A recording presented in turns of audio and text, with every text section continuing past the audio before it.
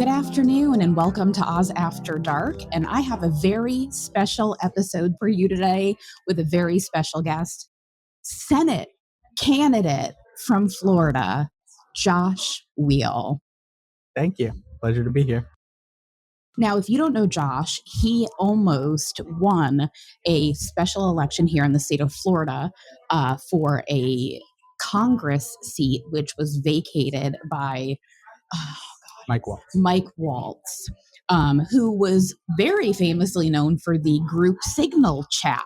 But what was very amazing about that election was that in a very, very red county here where I live in Florida, Josh swung that election by 18 points from the November election, which Donald Trump won in that district hugely, swinging that nearly 20 points in any direction. That it was just amazing. Actually, we swung at 18 across the entire district. We swung it even further in your county. In your county, we brought it to around 1.2 points, I think. It's amazing. Like literally, we were at so 49 close. And change. It seems like forever ago, but it was only April 1st. Like with everything that has happened over the last 2 months across the state. So what I wanted to talk about first was how Ashley Moody ended up with the Senate seat that she's currently occupying, which is the Senate seat that Josh is going to take from her this election cycle in 2026 in the midterms, because we are fired up here in Florida. Ashley Moody was appointed by Ron DeSantis when the seat was made open by Mr. Marco Rubio, which I'm sure he's probably really regretting that decision at this point. It doesn't look comfortable sitting on those couches. I wouldn't either. Especially might just be because JD Vance is I was going to say it's because JD Vance. Good minds couches, on that one. No couch is safe. No couch is safe in Florida. So I'm very excited. Why don't you tell everybody a little bit about yourself and your campaign? So I'm a public school teacher. I've worked for the last 13 years in public schools, primarily Title I schools in Orange and Osceola County, high school math and science teacher. The last 3 years, I've been in school leadership at a Title I middle school in Osceola County. I'm a single father. I've got 2 boys. David's 12 and Alexander's 8. It's not the most exciting life. It's typically the weeks I have them. It's me and my boys, but there was a real threat to public education going on in this country, and I felt called to enter and try to fight and protect our schools in this District 6 election. And, what we were able to do there was amazing. Truly, we took a district that has just been habitually 65-35, that have been just year in, year out, R plus 30 candidates not able to get support, gain funding, gain traction. And we went in there and we raised a lot of money. We raised a little over $15 million in just under 4 months. And in a district like this, it's unheard of. We knocked on over 500,000 doors. We made more than 4 million phone calls into district. And, I feel like we've proven that, these areas, which are, desperate for support, very blue collar districts, more than our blue areas, more than Miami or Tampa or Orlando are, right? Desperate for infrastructure and support. Oh, yeah. Right? They haven't been rejecting our message. They haven't gotten our message. They just don't understand that we're all fighting for the same thing. We just want to make blue collar workers have a more comfortable life. We're fighting for the same things, for the health care and for the food assistance and the assistance for our seniors. And especially in this area, there's a lot of senior citizen driven poverty that we don't even, realize is taking place in these districts. Yeah, we have a lot of people who rely on Social Security, or they rely on a 401k in their retirement, both of which have been hit hard due to either Doge cuts or just the massive volatility of the stock market this year. There aren't regular enough COLA adjustments to keep up with the cost of inflation, to keep up with the rising prices in Florida. And the things that are set nationally don't keep up with how much more extensive the real estate crisis and the insurance crisis has been here in Florida. Oh yeah, the insurance crisis, and then they wanted to do tort reform a couple years ago, and that seems like it made everything more expensive. Yeah, it's weird that making it more difficult to sue your insurance company didn't get them to start acting in the insured's best interest. And I actually was in insurance litigation until last fall when I left my job to do this full time. But the lawsuits that I would work on, because we were insurance defense on the behalf of the insurance companies, I couldn't do it anymore. I couldn't watch it. It was sad. It's gross. And you see, like, even in my neighborhood during Hurricane Ian, we got hit and flooded. It was a 100-year flood. The neighborhood had never flooded before. It came in through the foundation of our house. We have senior citizens that lost Yeah. everything in my neighborhood, had to literally abandon their homes that they owned because they couldn't get insurance on them. And then the hurricane hit and they lost everything. Insurance is math, not morals, right? If an actuary somewhere figures out that it will cost less to extend a court case and drag it out to the point where, the plaintiff can no longer continue fighting, Hmm. than it does to actually pay the claim in good faith, and that's what they're going to do. It's disgusting, and on top Hmm. of it, it's not something that people opt into. It's not like it's this dangerous industry where people take the risk on themselves, like gambling in a casino or something like Yep. that. It is required by law. You can't get a mortgage without homeowners insurance. You are required to enter into this contract where one party has all the power and refuses to act in good faith. And we are in desperate need of federal regulation for insurance, Oh, and absolutely. more here in Florida than anywhere else, because our state legislatures have been committed year in and year out to deregulating the industry, or making it worse and worse every year they're in session. And then we have an administration that appoints Dan Newlin, one of the worst ambulance chasers in the state of Florida, to become the ambassador to Colombia. Now, if you saw Dan's face 10 years ago as opposed to what it looks like now, you could make your own assumptions by that appointment. Dan is best known in Orlando as being the lawyer whose forehead is too big to fit on the billboard, and so they have to do the big cardboard extension over the top. He's not wrong. It's not wrong at all. Another thing that I want to talk about, since you're an educator by trade, is that here in the state of Florida, I know that this past week we got news that they did go ahead and fund the IB programs and things like that. But that was a major cut that was about to hit my household, because I have not one but two high school students who are in the IB program. And the facilitators were like freaking out, wondering where their funding for next year was going to come from, because Florida They wanted were to play not games. guaranteeing renewal of contracts for effective and highly effective teachers teaching in those fields, since they had no guarantee the money would be there for the allocations in the classrooms. Yep. Some And schools have lost the teachers that they had on because they had to go out and find other jobs, because there was not enough of a guarantee in the funding to offer them a position next year. it's just the way that we treat teachers today is night and day from when I was growing up. You would, teachers when was a kid were heroes. They were the highlight of our communities, and now it's like, what happened over the past couple of years? Like, Some Republican at some point in time figured out that you could oppose funding schools by claiming that we need to hold the schools accountable. Accountability. They need to be accountable for the money we're giving them.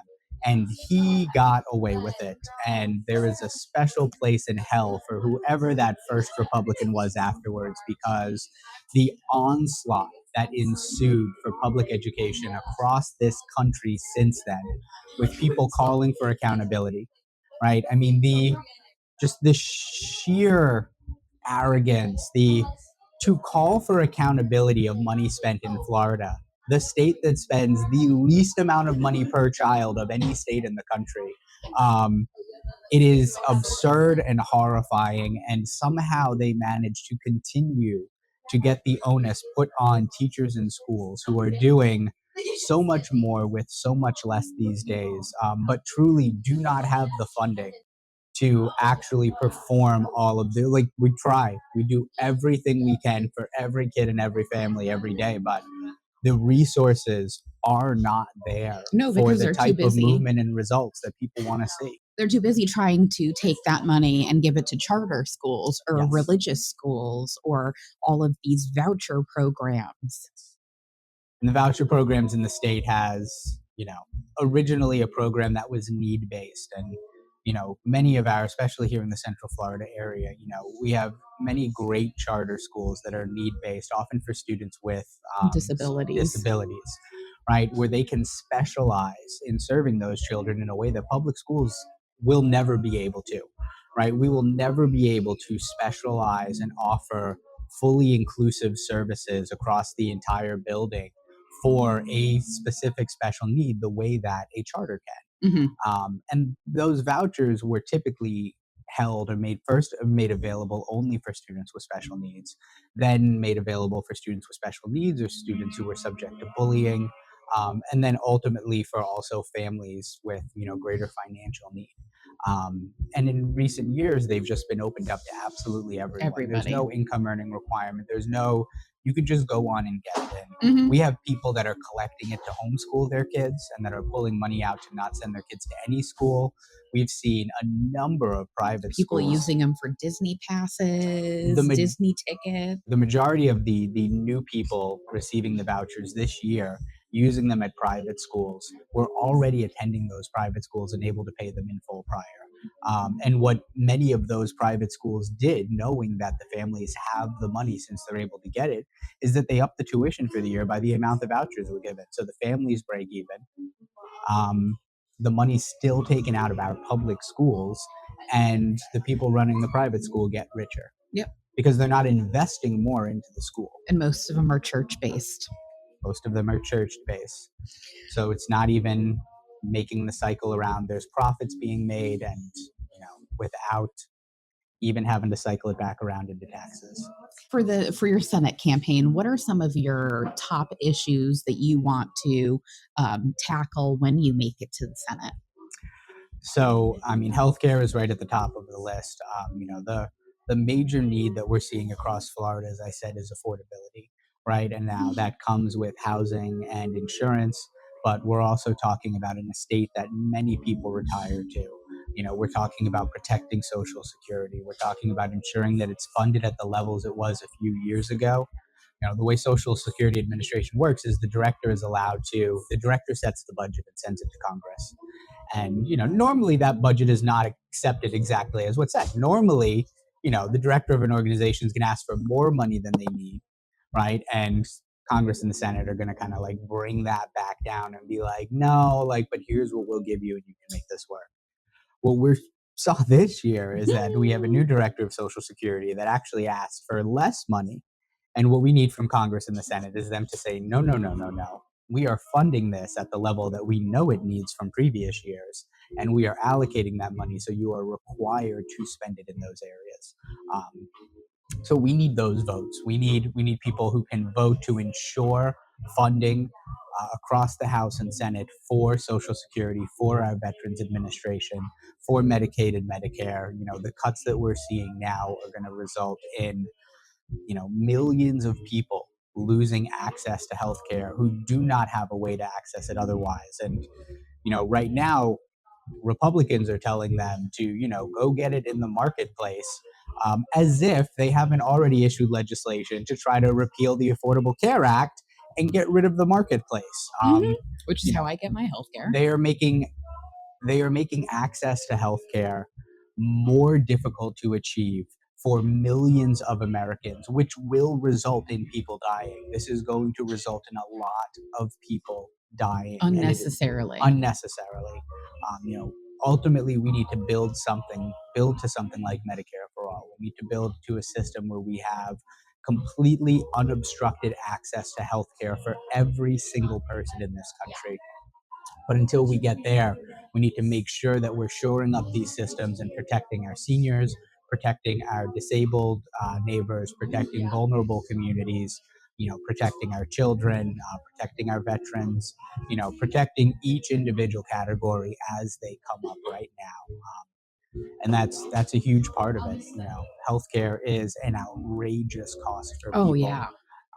and that has to be changed. It is not tenable. It is not a viable long term solution to continue existing the way it is. Oh, no. And, somebody getting cancer should not be a declaration of bankruptcy for the rest of their life. Or, if you don't have Mhm. access to healthcare, you shouldn't worry that you're going to have to die or get rid of everything you own and able to just meet the minimum for basic And healthcare. these are some of the things that I've said in the past.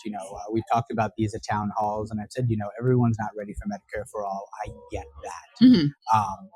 But there are a lot of areas that we are all in agreement on, Oh, yeah. right? And I believe that you could go into Congress right now and you could get enough people to pass Medicare for all veterans. Hmm. I believe that you could, start pushing it in the national news cycles and go out and messaging for it, and you could get enough buy-in for Medicare for all children with cancer, right? Hmm.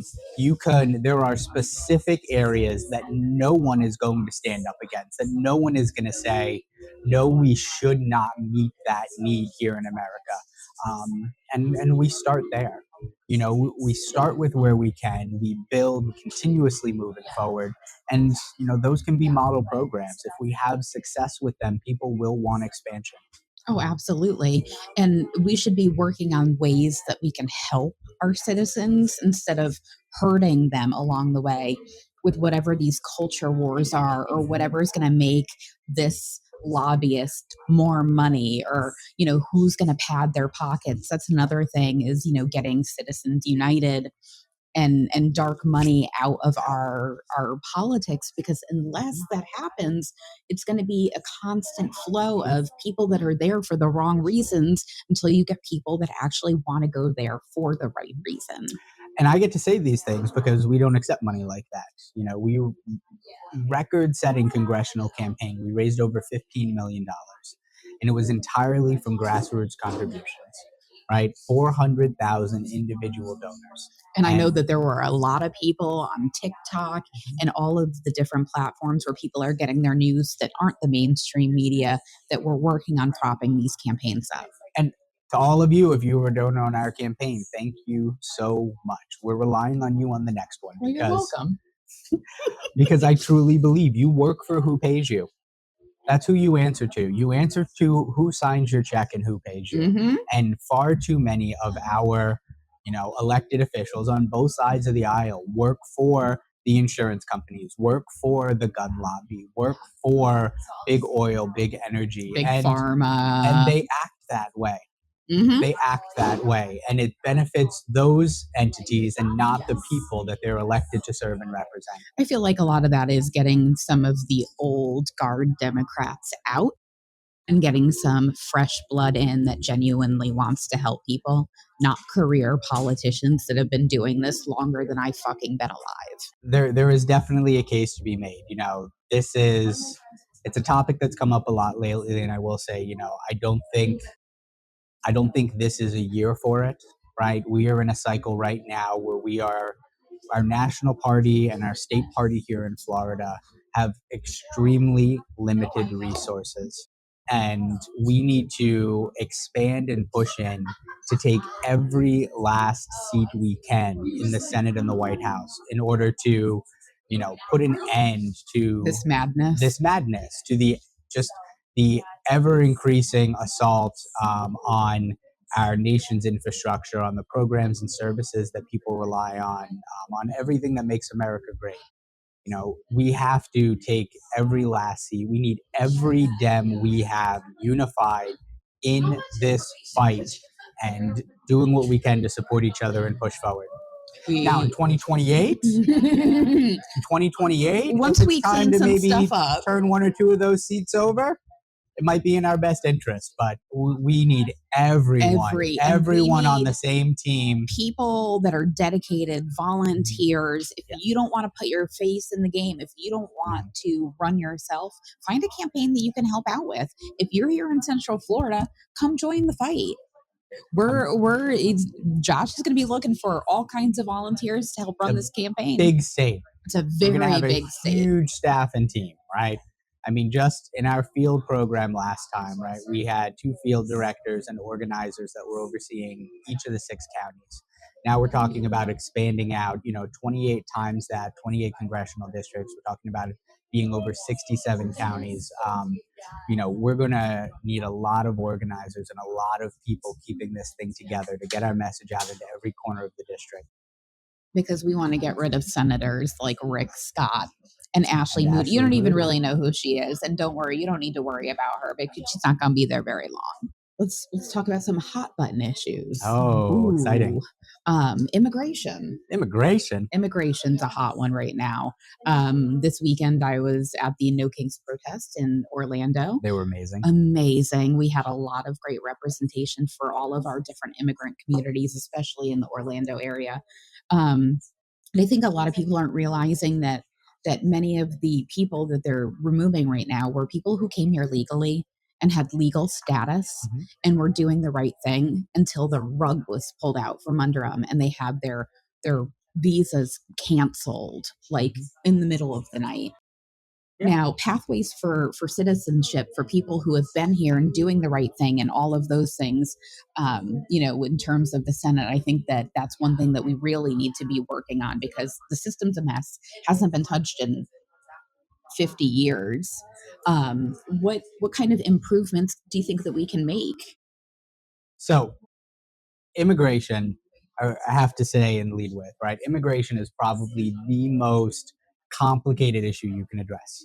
Right now, conversely, on the other end of it, homelessness is about as uncomplicated as you can get. Oh yeah, Homelessness has especially here. a single variable, right? There's one single thing that needs to be done, right?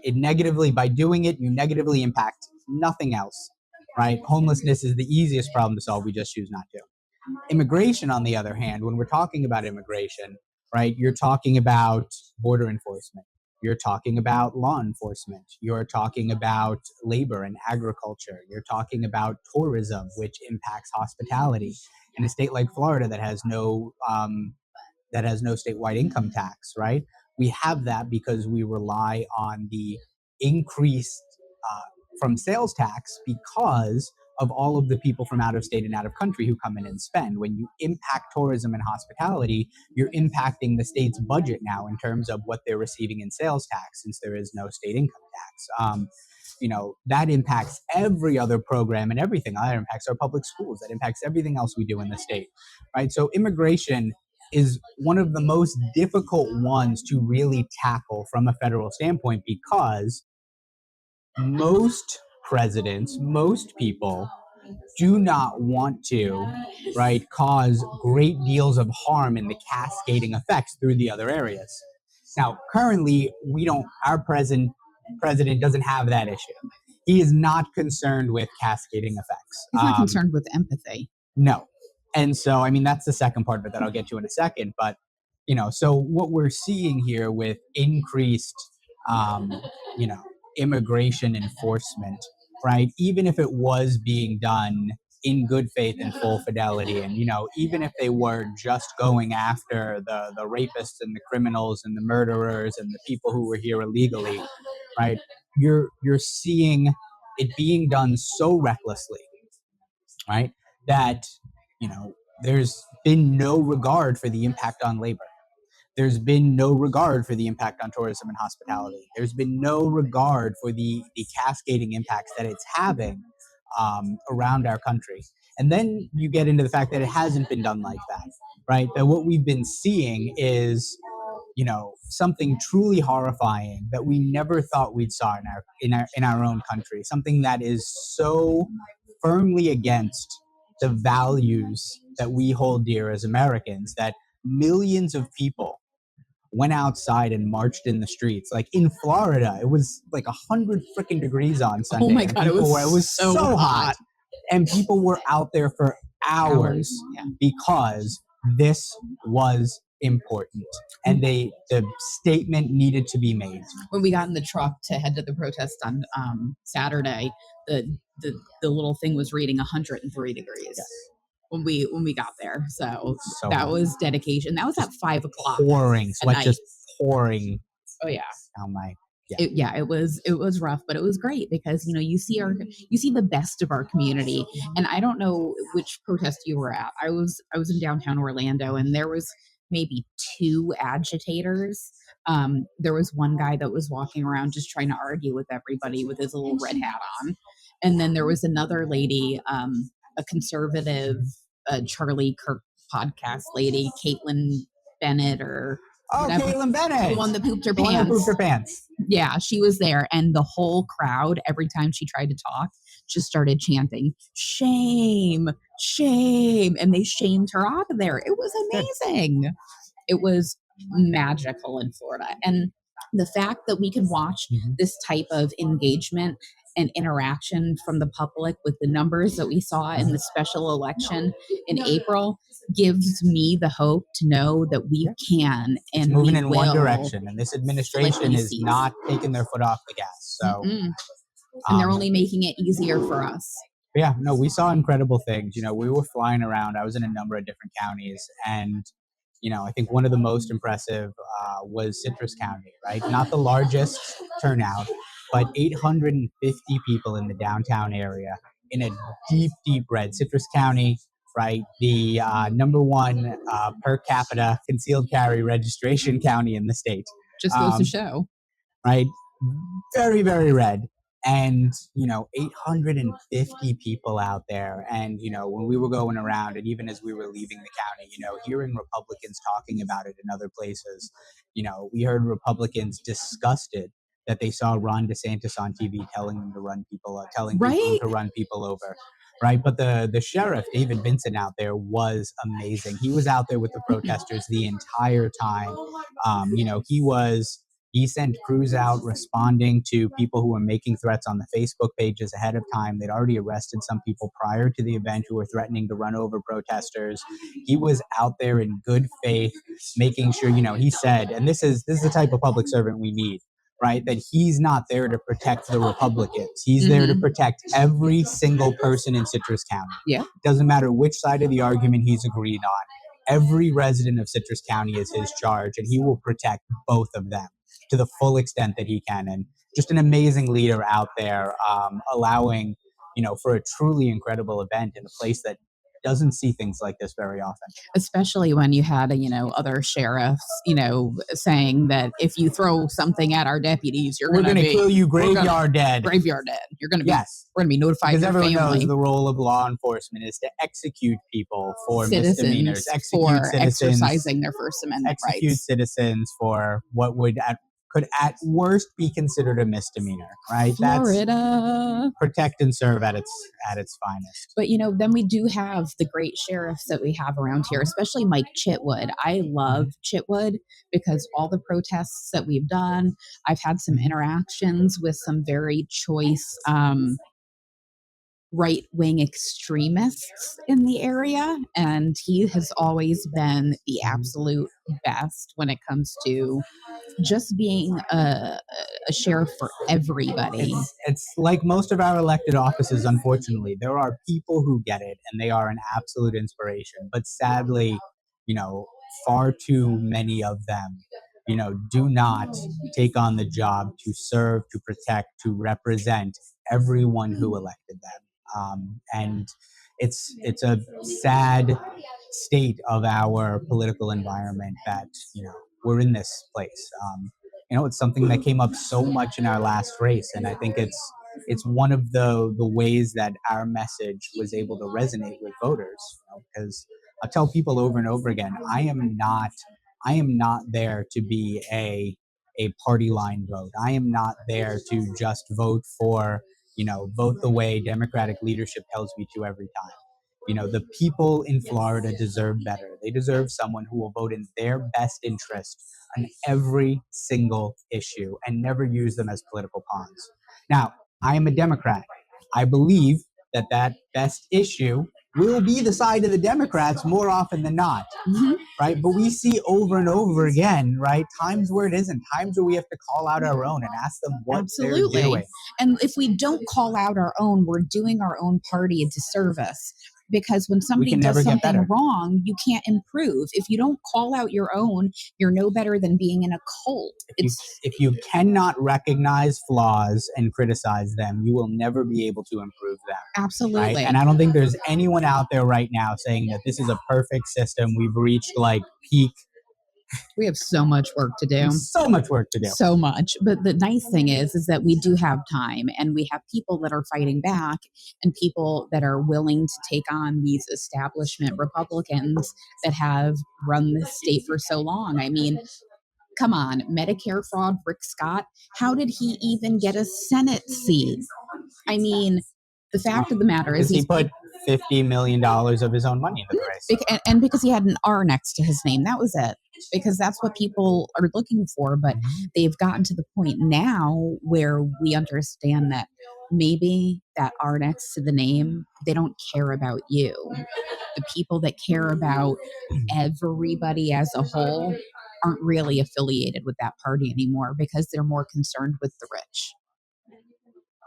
Yeah, and the Republicans they've been hammering the line, right? That Democrats only care about criminals. They only care about illegal immigrants. They only care about trans people. They only care about trying to find these niches that the majority of people who hear that message are going to say, that's not me. Mm-hmm. Right? But the They want to Republicans divide. have too much power and they have been doing too Absolutely much nothing. harm with it. They're not even doing nothing. Doing nothing would be great. If we could Right. get to them just doing nothing, it would be fantastic. They are just doing intentional harm with it, right? To the people who voted for them, Mhm. right? And I think, now is Their the own time to voters be are gonna see approaching it. them but we've got to get out to them in person. We've got to meet the voters where they are and Mhm. let them know that I am here for you. I am here to represent you and fight for you. Because the fact of the matter is, it seems like the people that are running in the Democrat different tickets across the state of Florida are the only ones that are actually showing up to town halls. Yeah, we see very few Republicans show up to town halls, and when they do, they are not pretty. I can only wonder what would happen if Randy Fine had a town hall.